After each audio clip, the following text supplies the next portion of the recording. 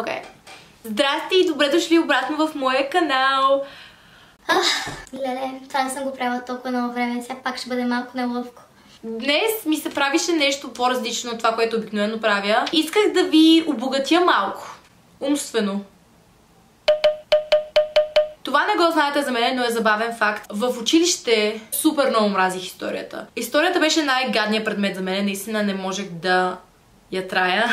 До такъв етап ме е травмирала историята, че след като снимах този клип, вечерта имах кошмар, че ме изпитват по история и нищо не знам. И се събудих потна. Така че може само да си представите какво ми е било. Но, по ирония на съдбата, днес точно за това ще си говорим. Както виждате зад мен, Тардис е тук, защото днес ще се върнем леко назад във времето, за да проследим историята на грима и еволюцията на стандартите за красота. Това е доста дълго, така че не знам как ще кръста това видео. Това е, нека започваме, защото говоря прекалено много, както винаги.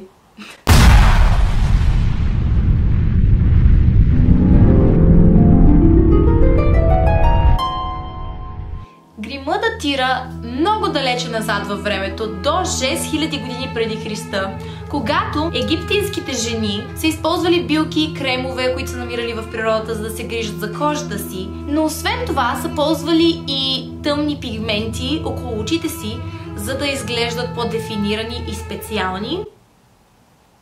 Тогава е било много модерно да се създава котешката форма на окото, защото на почет са били котките, очевидно, ако не го знаете това. Абе, като цяло, да, идеалното време за Валери Божинов. И сега малко напред във времето, с 2000 години горе-долу, се местим в Древна Гърция, където на почет е била натуралната красота. Жените са използвали козметика и гримове, за да се опитват да изглеждат като по-идеална версия на себе си без грим. Тоест, фокусът е бил в това да си естествена. И естествена на древногръцки очевидно значи космата. Защото точно това е била нормата за красота. Трябвало е да имаш много рунтави вежди, мустаче. Най-добре е било да имаш само една вежда, а пък ако случайно са ти две, е било най-хубаво да са много рунтави. Сега се пренасяме в средновековието, 15 век, когато всичко е замряло и цялото развитие по света е просто спряло. Тогава точно се развива супер силна християнска вяра и според крайно религиозните християнски писатели, грима е бил грях, защото подвежда мъжете. Това го разбирам, защото е било средновековие и хората са били, меко казано, ограничени, но факт е и също, че има в момента дори мъже, които вярват същото нещо, което само показва докъде са се развили. Ето един принцип на историята, който ще ни служи много в този анализ. Повечето периоди на историята отричат предишните преди тях. През 16 век Венеция става известна като модна столица на света. И там страстните модерни мадами от аристокрацията са използвали адски много грим. Тежък грим. Под много силен грим имам предвид тъмни вежди, червено червило, много тежък руж и, разбира се, това се подразбира, избелване на кожата с крайно токсична смес от вещества. Имало е пудра, имало е оцет вътре, имало е латекс. Да си избелваш кожата, също, освен че е супер токсично и вредно, е било и много скъпо, което автоматично за тези времена, по логиката на хората, го е правило най-желаното нещо. След като започнеш да си избелваш кожата с тази смес от невероятни продукти, кожата ти не само става по-бяла, но освен това и се съсухря и става по-стара, косата ти опада, като цяло не изглеждаш доста добре и затова се опитваш да слагаш още отгоре, за да го прикриеш. Елизабетинската епоха е била доста страшно време. По същото време във Франция, по време на Луи XIV, е било модерно много подобно нещо, но в по-лек вариант, да имаш руж и светла кожа. След кралица Елизабет обаче идва кралица Виктория, която е била малко луда.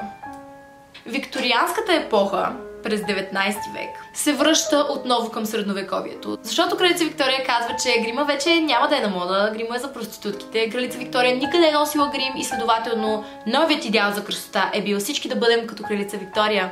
Също Защото вече в Англия е било славата на натуралната визия. Са се присмивали на французойките и са им казвали: ха-ха, какъв руш, боже, колко си розова, ти грозната, какво е това, да не криеш нещо под това лице, а? Преминаваме към ранния 20 век, когато, макар че се намираме в Америка вече, все още хората са имали този тип мислене, който е имало през викторианската епоха. Тоест, гримът е за актрисите и за проститутките. И че, цитирам, неморално да се носи грим. Тогава, през 1913 година, по време на парад за правата на жените да гласуват, жените в знак на протест на това, че мъжете им постоянно им казват какво да правят, са сложили ярко-червено червило и са вървели по улиците на Уошингтън, Д.С., което е бил много смел ход за времето си, когато жените са били неравни на мъжете, но е един от най-любимите моменти в историята и нямаше как да не го спомена в това. И след този доста значим момент, според мен, в историята, използването на грим става много популярно и през 20 век минаваме през адски много различни идеали за красота. През 20-те години, както всички най-вероятно знаете, е била голямата мода на грима в стил Гетсби. Тънки вежди, светла кожа, червено червило. Жените са използвали доста тежък грим, за да прикрият факта, че са имали доста тежък купон с нощи. Да, никой не си е чистил грима и затова се изглежда по този начин. 1960-те с Твиги визията, която е много силен грим на очите, с закръгляне, много интересна визия. 1970-те, който следва хипи стила. 80-те, които са били доста ярки времена, с много ярки цветове на лицето ти и ако нямаш поне 3 неонови цвята по себе си някъде, не си бил нормален. 90-те, когато на мода са били тънките вежди отново, много светли сенки на очите, които също са блестящи по някакъв начин.